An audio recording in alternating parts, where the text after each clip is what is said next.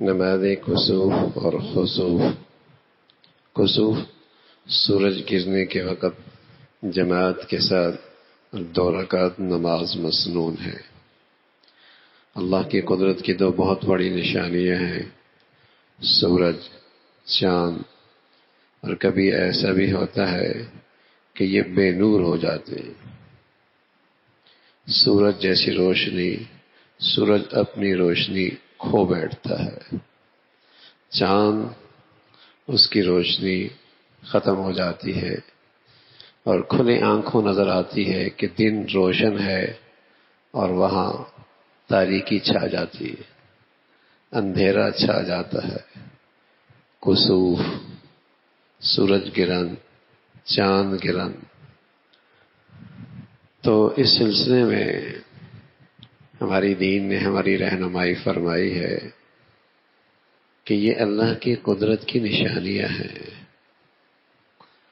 اور ان کا کسوف اور ان کا خسوف ہونا، اس کا تعلق کسی کی زندگی اور موت سے نہیں ہے۔ یہ در حقیقت اللہ کی قدرت ہے، اور یہ اللہ اپنی قدرت دکھاتے ہیں کہ قیامت کے دن بھی یہ ساری چیزیں اپنی روشنی کھو بیٹھیں گی۔ اللہ کے لیے ایک لمحے کے لیے ایسے پر نور چیزوں کی روشنی سلب کرنا کوئی مشکل نہیں ہے۔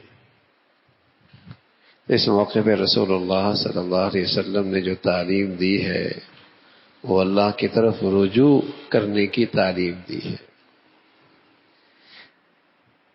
غلط فہمیاں ہیں لوگوں میں عام طور پہ کہ سورج گرہن ہو رہا، اب یہ عورت بھی باہر نہیں نکل سکتی، اب یوں بھی نہیں ہو سکتا، اب ایسا بھی نہیں ہو سکتا۔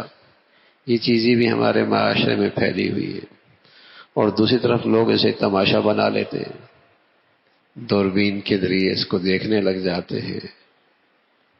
تو دونوں غفلت کی نقشے ہیں۔ حقیقت کیا ہے؟ اس موقع پہ اللہ کی طرف رجوع کرنا، نماز کا اہتمام کرنا۔ رسول اللہ صلی اللہ علیہ وسلم اس موقع پہ نماز کا اہتمام فرمایا کرتے تھے۔ یہ اللہ کے نبی صلی اللہ علیہ وسلم کی تعلیم ہے کہ اللہ کی طرف رجوع کیا جائے۔ تو اسی میں سے سورج گرہن کے وقت جماعت کے ساتھ 2 رکعت نماز مسنون ہے۔ نماز کسوف جماعت سے ادا کی جائے، اور ایک روایت میں ہے کہ امام مسجد اپنی مسجد میں نماز کسوف پڑھا سکتا ہے۔ اگر امام نہ ہو تو لوگ اپنی نماز تنہا فردن پڑھیں، 2 رکعت یا 4 رکعت اور 4 رکعت افضل ہے۔ بہتر تو یہی ہے کہ یہ نماز جماعت سے ادا ہو، یہ نفلی نماز ہے، اور اگر جماعت نہیں ہے تو فردن 2 رکعتیں یا 4 رکعتیں ملا کر اس کا اہتمام ہو۔ عورتیں یہ نماز تنہا پڑھے ہیں، عورتیں بھی اپنے گھر میں اس کا اہتمام کر سکتی ہیں۔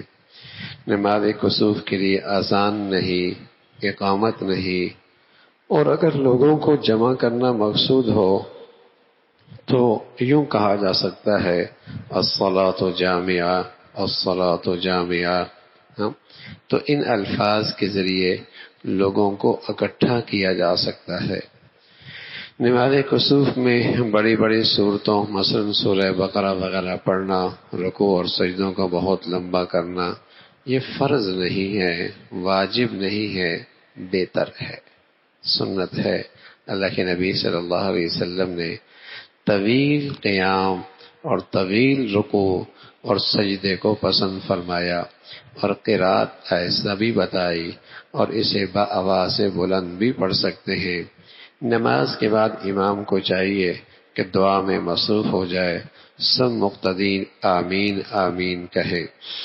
خسوف چاند گرہن، اس وقت بھی 2 رکعت نماز مسنون ہے، مگر اس میں جماعت نہیں، سب لوگ تنہا علیحدہ اپنے گھروں میں نماز پڑھے۔ لیکن اگر جماعت ہو بھی جائے تو کوئی حرج نہیں ہے۔ تو یہ نماز علیحدہ علیحدہ ہے۔ اسی طرح جب کوئی خوف یا مصیبت پیش آئے تو نماز پڑھنا مسنون ہے۔ تو یہ نمازیں کسوف، خسوف، یہ بھی نفلی نمازیں ہیں، اور حاصل ان کا یہی ہے کہ یہ اللہ کی قدرت کی نشانیاں ہیں، اللہ کی بڑائی ہے، اور اس موقع پہ اللہ اپنی قدرت دکھاتے ہیں۔ جیسے قیامت میں یہ ساری چیزیں بے نور ہو جائیں گی، اللہ رب العزت نے آج بھی انہیں بے نور کر دیا اور لمحوں میں ان کی ساری روشنی سلب کر لی۔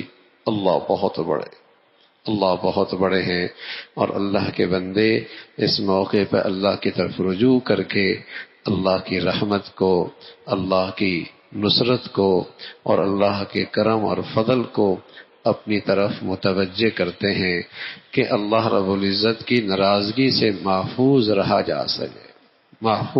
جا سکے۔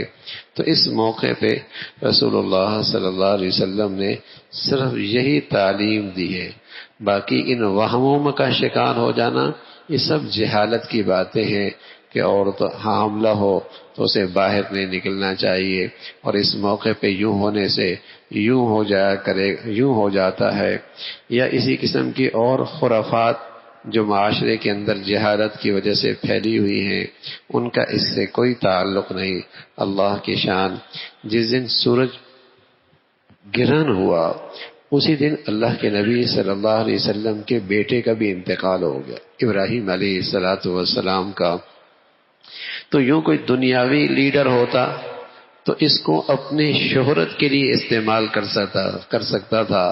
دیکھو بیٹے کا انتقال ہو گیا، آسمان بھی رونے لگ گیا اور سورج کو بھی گرہن لگ گئی اور اس کی بھی روشنی ختم ہو گئی، لیکن اللہ کے نبی صلی اللہ علیہ وسلم چونکہ راہ حق کے رہبر اور امام ہیں اور لوگوں کی اصلاح عقائد کے لیے تشریف لائے ہیں، تو فوراً لوگوں کو تلقین فرمائی، لوگوں اس سورج گرہن کا تعلق کسی کے مرنے اور جینے سے نہیں ہے، اس کا تعلق کسی کے جینے اور مرنے سے نہیں ہے، یہ تو اللہ کی قدرت کی ایک نشانی ہے کہ اللہ رب العزت دکھا رہے کہ اس کے اندر روشنی دینا یہ بھی اللہ کی قدرت اور اس کے اختیار میں ہے، اور اسے بے نور کر دینا اور اس کی روشنی کو سلب کر لینا یہ بھی اللہ کی مشیت اور اللہ کی قدرت ہے۔